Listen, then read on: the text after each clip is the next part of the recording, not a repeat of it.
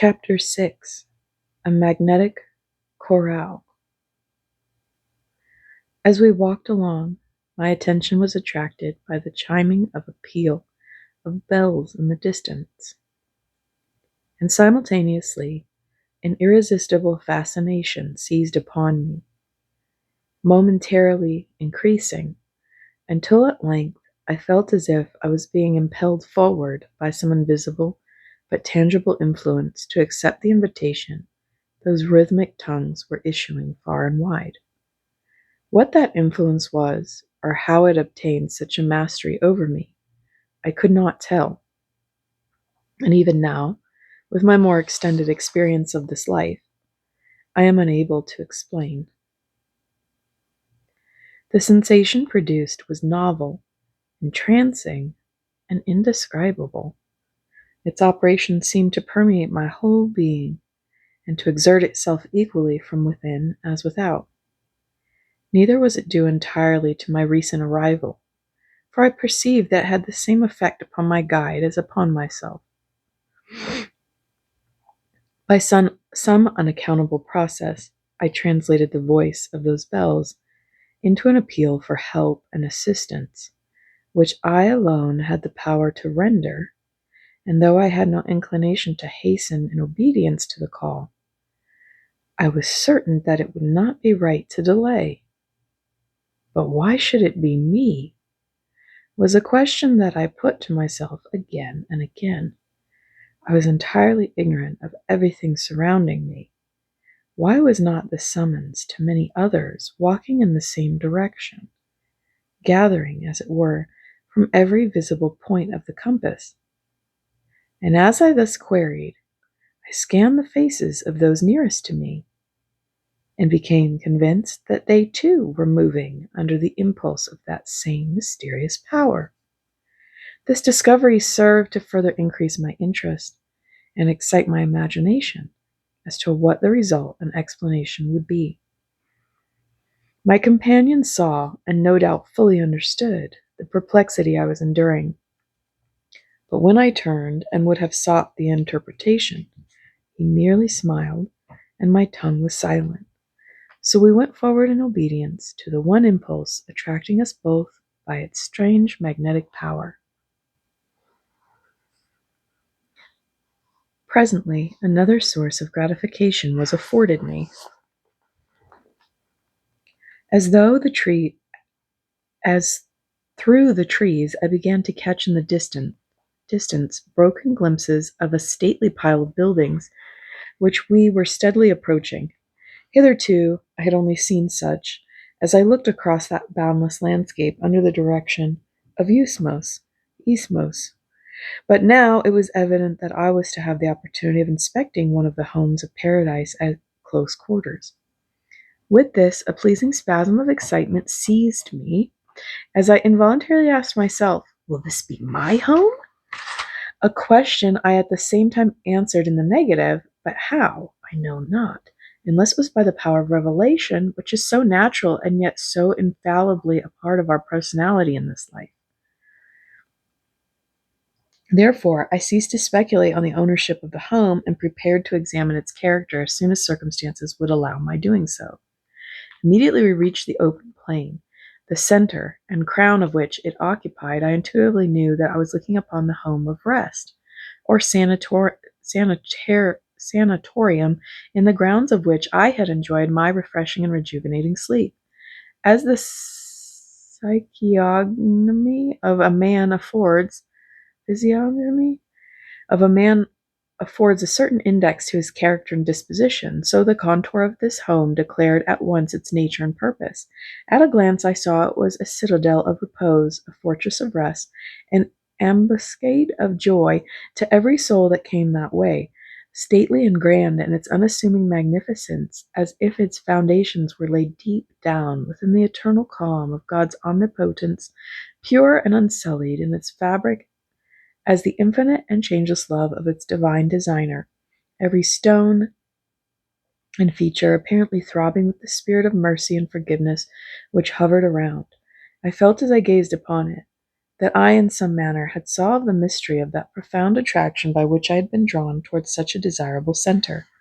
Reverence, gratitude, worship, and awe seemed to be the janitors who stood as guards at the four towers which rose at the terminating points of its stately porticos.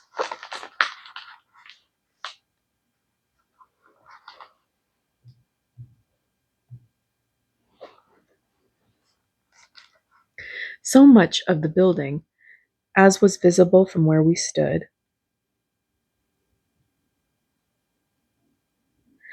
for me to wonder at and admire its beauties, was undoubtedly a hall of enormous proportions, its shape that of an amphitheater.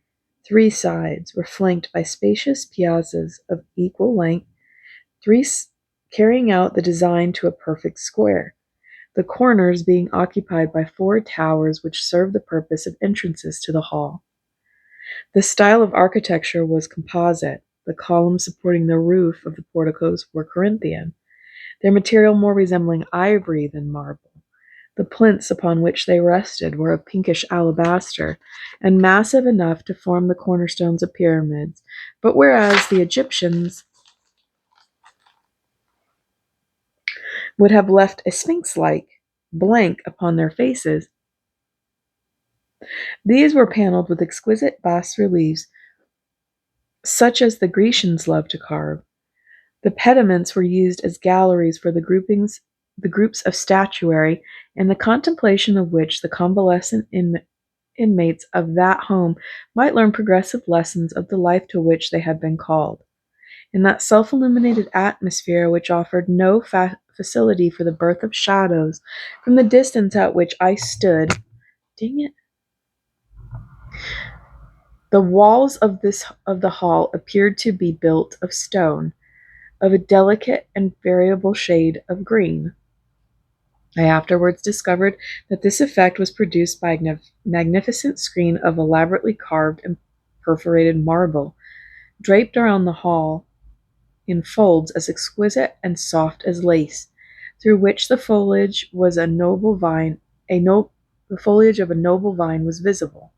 The towers rose to a considerable height, terminating in minarets like polished silver, from which the bells chimed forth their music, and crowning the hall rose a majestic dome, serving the double purpose of completing the design and lighting the interior.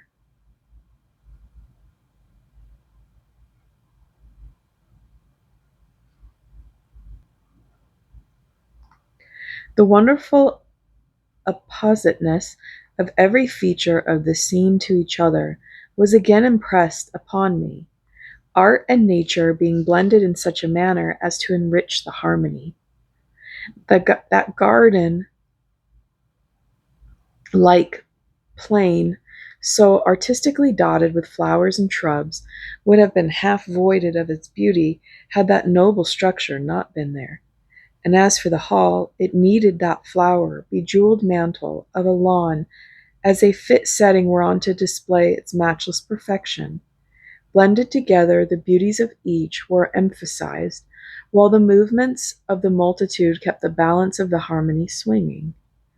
Krishna moved forward, and I, enraptured with the scene, and wondering what its next development would be, mechanically followed, until I became conscious that it was not his intention to enter by any of the approaches visible to me. Then for a moment I wavered, as all my soul called me within that place, and I was doubtful whether he was not leading me elsewhere.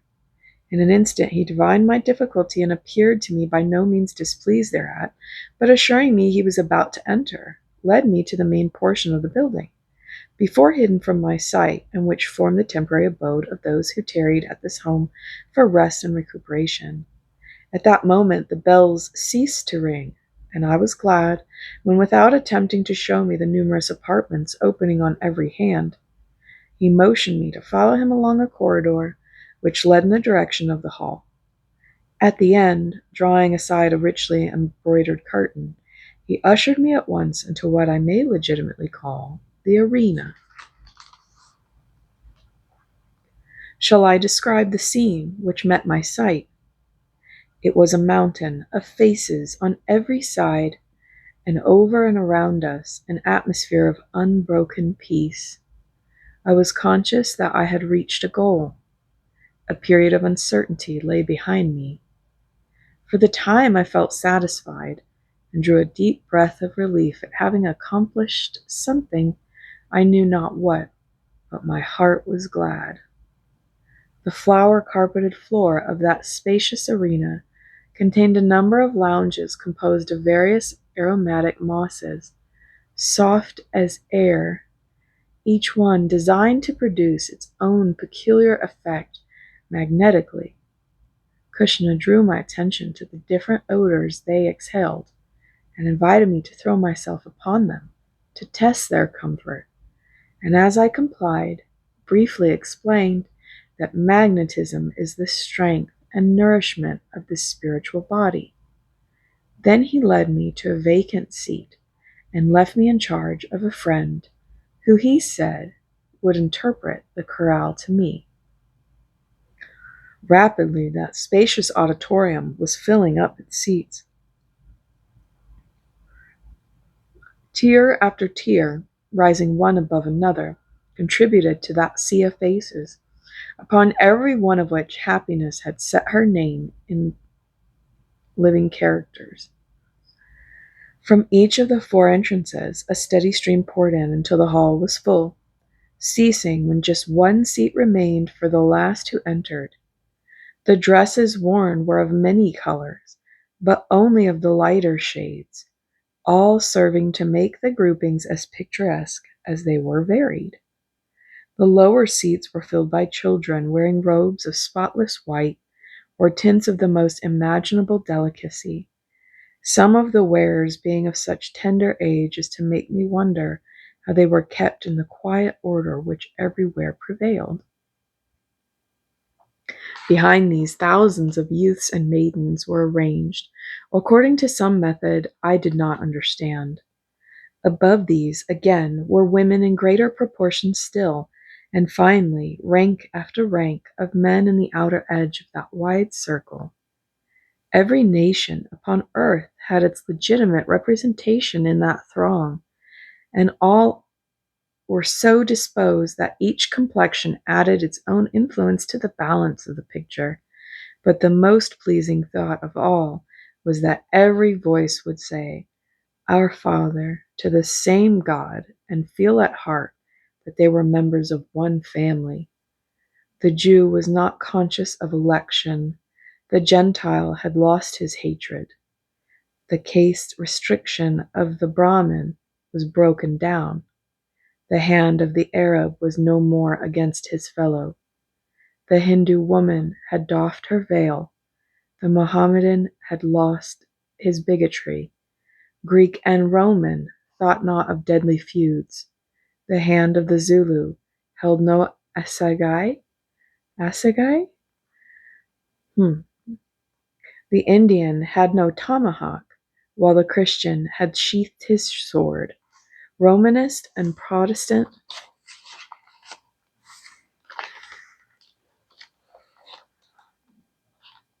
gave the preference to each other. The Episcopalian boasted of no apostolic succession, and the narrow-minded sectarian sat side by side with the Wilhelm atheist, whom he had before consigned to fire eternal. In such a multitude, with such a bond uniting them, I could fancy that I was not very far removed from the inner shrine of heaven. Was it the association in which I found myself that started such a train of reflection in my mind? I know not, perhaps never shall know, but it afterwards resolved itself into an impromptu symphony, introducing that never-to-be-forgotten chorale. I had scarcely reached its termination before the keynote sounded. In common with those around me, I raised my eyes to the dome, where a dove of tintless electric brilliance poised itself on the outstretched wing as if to hush the tremor of its rapid flight.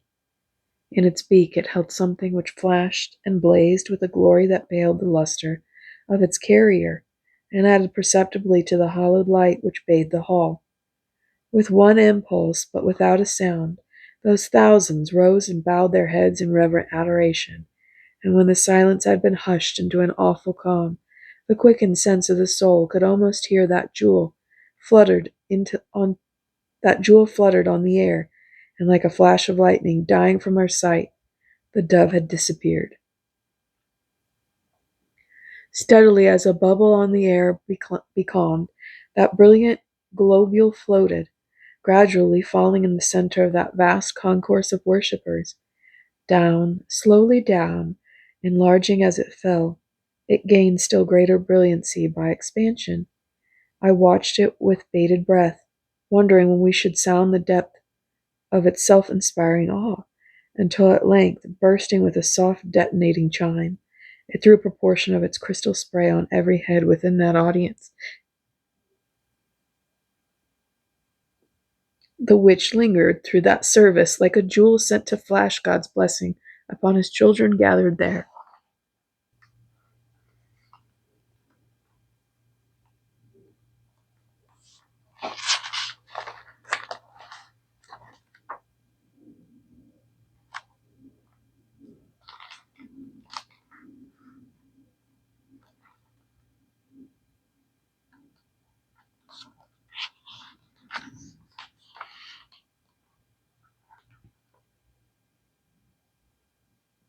The echoes of that soft percussion remained while that vast concourse took their seats, bearing the bright insignia of the presence of their Father, who waited to hear and answer prayer.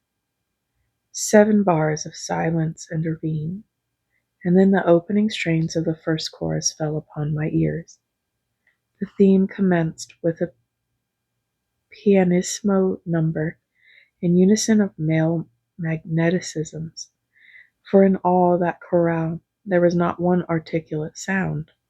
I looked, and from the heads of the men saw crimson rays emitting, which, darting towards the center of the dome, blended with each other, formed into circles of various sizes, and began to gyrate in the room. The movements caused vibrations of deeper or higher tones according to the size of each circle and the speed with which it moved. The effect of this blending of the bass and tenor was like the muffled music of the ocean's roll when heard from some distant inland hill. The melody was too sweet to set to words without detracting from its cadence, and yet as I listened to its holy inspiration, its greatest charm being the perfect unison of such diverse nations, religions, and tongues, I felt that heaven had accomplished a triumph in the setting to such music the immortal poem of Israel's sweetest singer, and that I was listening to a challenge to earth and heaven to behold how good and how pleasant it is for brethren to dwell together in unity. The invitation issued, and the gamut of their variations being exhausted, the circles ceased their flight, met, embraced, and finally spread themselves as a canopy across the dome. Then succeeded a duet of the blue and amber offerings of the youths and maidens,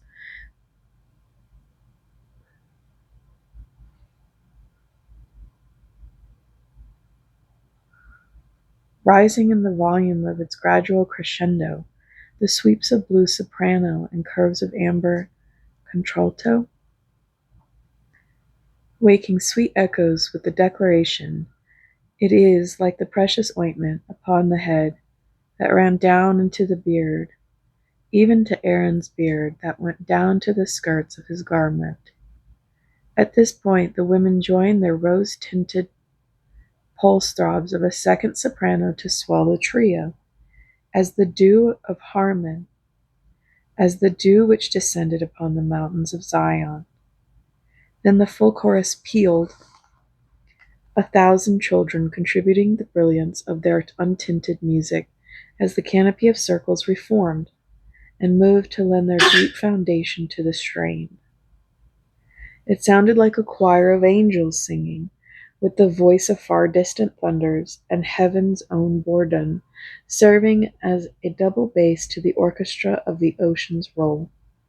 All harmonies, above, beneath, around, with all the chords and voices nature can command, being represented in the universal confirmation.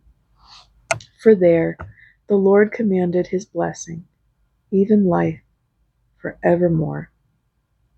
The chorus swelled around us with such majestic force and intensity that every color flashed its echo to entrance the glory until the hall was bathed with the perfume of thanksgiving. Then gathering over the arena as the final beat of the last bar was reached, a harmony of shades as sweet as that of sound was formed, and the cloud ascended as an offering of gratitude for our Father's love. The dome was not yet clear of that prismatic cloud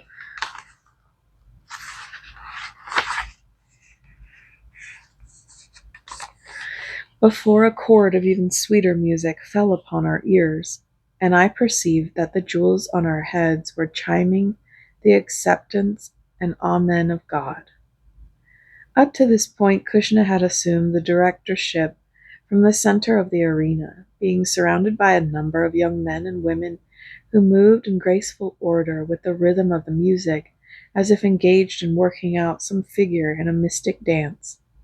On making inquiry, I was informed that this chorus was but an introduction to the ceremony, sung to aid those special attendants in producing a suitable magnetic condition into which to introduce the patients. And looking intently in obedience to the wish of my instructor, I saw that all the magnetisms had not ascended. Some had been distilled, shall I say, etherealized, and filled the arena like the least suspicion of a cloud. And yet it was not cloud, since such a designation conveys the idea of an unsubstantial vapor, which had weight and body, though which the attendants moved to and fro as bathers move through shallow water, with the exception,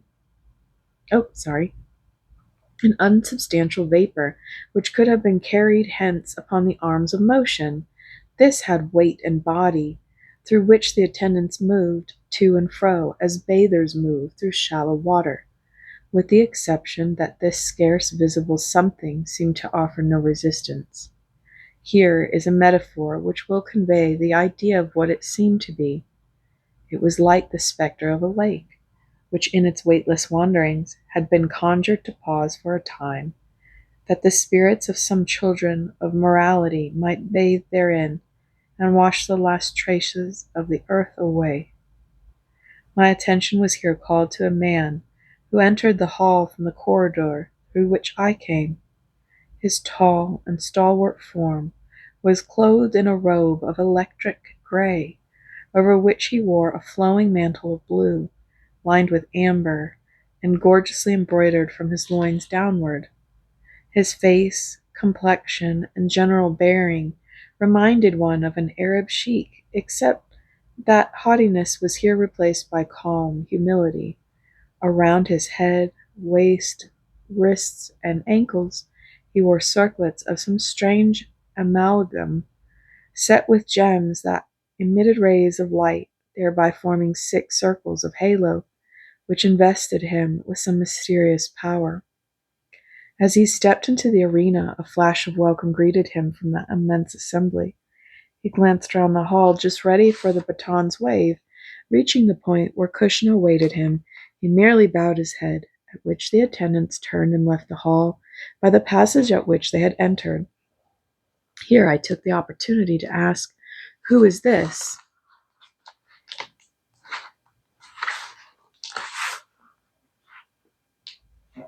"Siamedes, the magnetic adept who will conduct the chorale." "An Oriental, I presume?" "A Syrian." We had no time for further conversation. Scarcely had that single word been spoken before the Assyrian raised his hand, as if to call his audience to attention. For an instant it remained poised, while a luminous sea-green cloud enveloped it. Then with a majestic sweep he struck a circle, throwing the halo in the air above him. A pause, and then another sweep, repeated again and yet again, each motion adding another circle to expand and follow its predecessor. Only a pulse stop marked the interval between each beat, but that was long enough to change the color, as he desired to change the note to form that bugle call with which he summoned his army to march to victory.